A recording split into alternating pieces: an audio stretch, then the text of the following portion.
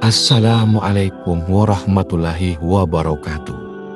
Semoga sobat semua selalu dalam lindungan Allah. Amin ya Rabbal Alamin.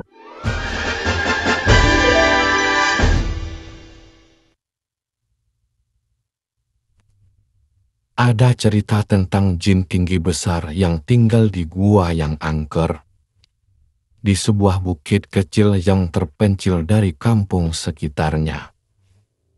Menurut cerita, jin ini sangatlah kejam. Siapapun yang berani mendekat ke gua tempat ia berdiam, pasti akan dibantai dengan cara yang mengerikan. Suatu ketika, Abu Nawas harus bepergian, yang kebetulan tempat yang ia tuju harus melintasi bukit kecil itu, yang mana daerah itu merupakan tempat tinggal jin yang kejam itu. Seorang penduduk setempat telah memperingatkan dan melarang maksud Abu Nawas. "Tuan, lebih baik urungkan saja maksud Tuan. Carilah jalan lain saja," ujar seorang penduduk. "Apa alasannya?" tanya Abu Nawas, ingin tahu. Di bukit itu sangat menyeramkan. Ada jin yang sangat kejam berdiam di sana. Dia tidak ragu-ragu untuk membunuh siapa saja yang berani ke sana, jawab orang itu. Setelah mendengar keterangan penduduk, Abu Nawas sejenak berpikir, tapi ini adalah jalan satu-satunya. Tidak ada jalan lain, pikir Abu Nawas. Setelah mempertimbangkan dengan segala keberaniannya, akhirnya Abu Nawas memberanikan diri melintas bukit kecil itu. Dan benar saja, baru beberapa langkah menginjakkan kakinya di sana, tiba-tiba muncul sosok makhluk besar yang tak lain adalah jin yang kejam itu. "Hai manusia, berani sekali kamu kemari. Kamu mau mencari mautmu sendiri," teriak jin itu. "Tidak, aku hanya numpang lewat, karena ini adalah jalan satu-satunya," jawab Abu Nawas. "Kamu tahu ini adalah daerah kekuasaanku. Siapapun dilarang lewat di sini," kata jin itu memberitahu. "Bukannya ini adalah bumi Allah? Kamu tidak ada hak untuk melarang saya," balas Abu Nawas. "Oh, jadi kamu menantangku? Akan aku hancurkan tubuhmu sampai berkeping-keping," ancam jin itu. "Baik, silakan mencobanya. Tetapi aku bisa mengalahkanmu, sebab aku sangat kuat, lebih dari yang kau bayangkan," sahut Abu Nawas tak mau kalah. "Omong kosong, kau pasti seorang sufi, makanya berani menantangku. Orang-orang sufi itu hanya terpikat pada masalah rohani. Kau tak akan bisa mengalahkanku, sebab aku memiliki kekuatan yang maha dahsyat. Wujudku 30 kali lipat lebih besar darimu," ucap jin itu sesumbar. "Wujudmu memang lebih besar dariku, tapi itu tidak menjamin kamu lebih kuat dariku. Kalau kau menginginkan uji kekuatan, ambil batu ini dan perahlah air darinya," balas Abu Nawas. Abu Nawas lalu memungut sebutir batu kecil dan diberikannya kepada jin itu. Seketika batu kecil itu hancur lebur dalam genggamannya. Akan tetapi tak ada sedikit pun air yang keluar.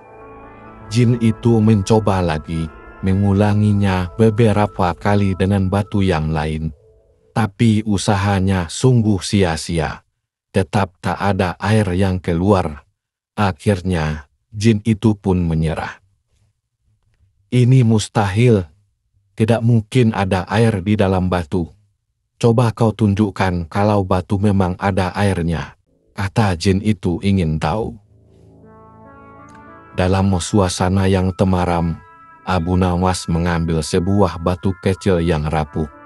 Bersamaan dengan itu, tanpa sepengetahuan jin, Abu Nawas juga mengambil sebutir telur dari kantung bajunya.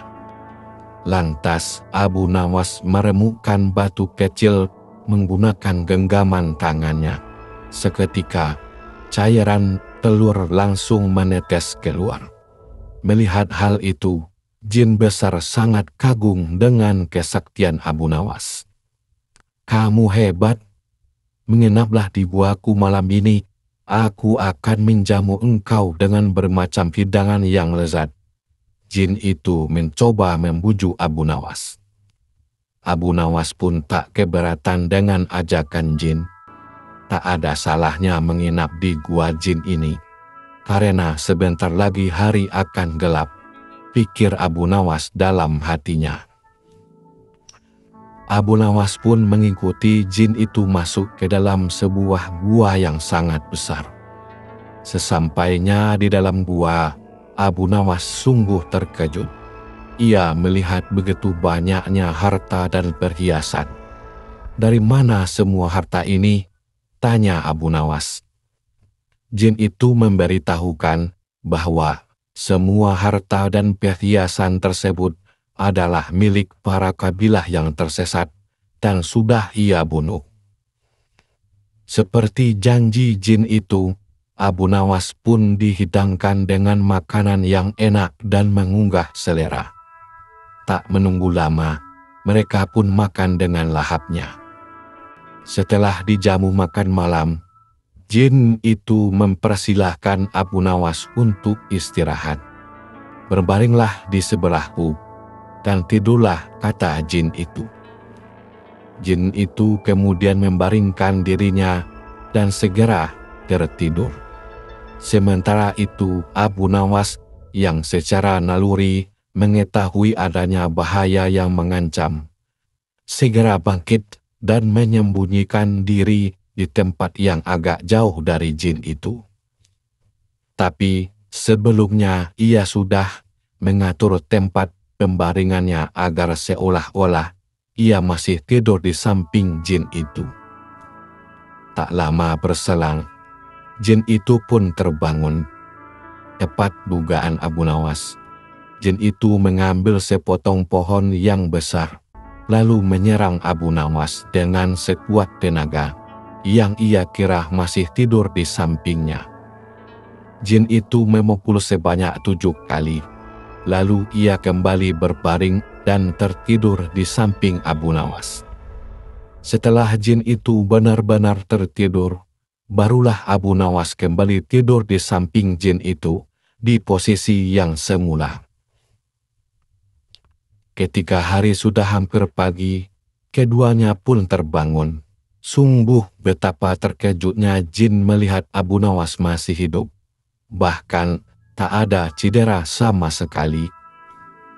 "Guanya sangat nyaman untuk istirahat, tapi sayang, tadi malam aku agak terganggu, sebab aku sempat merasa ada nyamuk yang menggigitku sebanyak 7 kali, kata Abu Nawas dengan nada sedikit mengejek. Hal ini tentu saja untuk menadali jin itu, sehingga ia tidak berani lagi menyerang Abu Nawas. Bagaimanapun kalau seorang telah dipukul 7 kali dengan sebatang pohon oleh jin itu, bisa dipastikan akan meregang nyawa, setidaknya akan cedera parah, apalagi memukulnya menggunakan tenaga yang benar-benar kuat. Jin itu tampaknya jadi kagum dan hormat kepada Abu Nawas. Akhirnya, jin tersebut mempersilahkan Abu Nawas untuk melanjutkan perjalanannya. Tak lupa, ia memberikan sedikit harta untuk bekal Abu Nawas di perjalanan.